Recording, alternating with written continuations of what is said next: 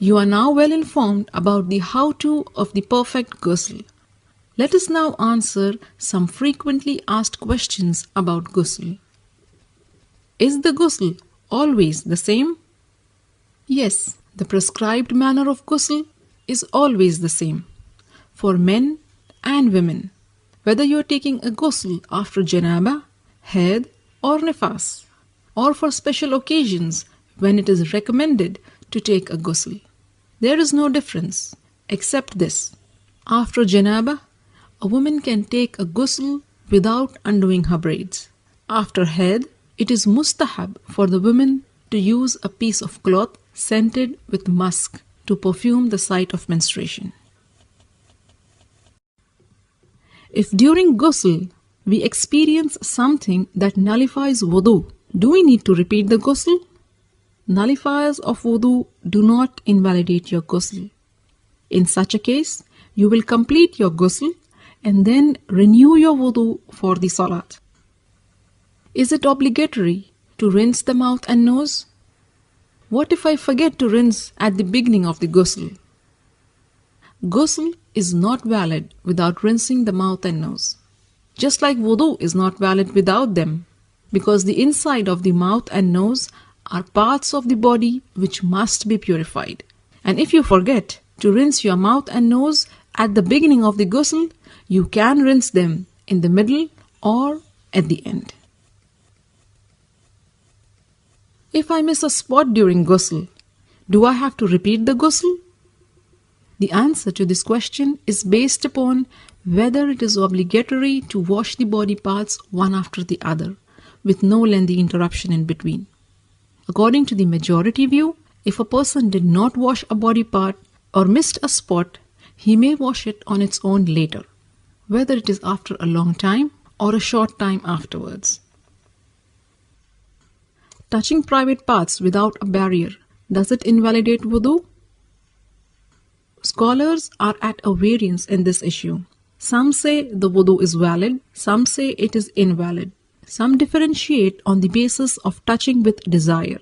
If it is touched with desire, the wudu is invalid, and if it is not touched with desire, the wudu is still valid. Shaykh Ibn al-Uthaymeen rahimahullah says, it is mustahab to make wudu in all cases, whether one touches with desire or not. And if one touches with desire, then the opinion that it is obligatory to make wudu is very strong. And renewing the wudu in such a circumstance is being on the safe side. I have found many du'as for ghusl. Some say there is no du'a. Please clear my doubts. There is no du'a narrated in the sunnah specifically for ghusl. Bismillah is mustahab when you begin. Is ghusl enough to offer salat?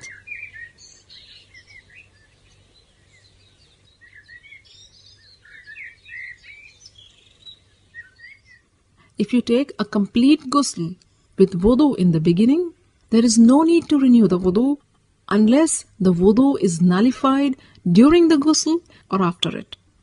But if you did not make wudu in the beginning and had sufficed to the obligatory acts of ghusl, then if the ghusl was for the purpose of removing major impurity, then yes, it is enough to offer salat. You do not have to make wudu, because you had the intention to remove major impurity, and major impurity includes minor impurity.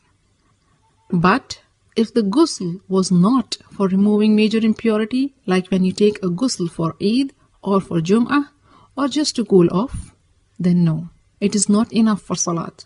You have to make wudu for salat, because there was no intention of removing major impurity. With this, you are now well informed about the how-to of the perfect ghusl.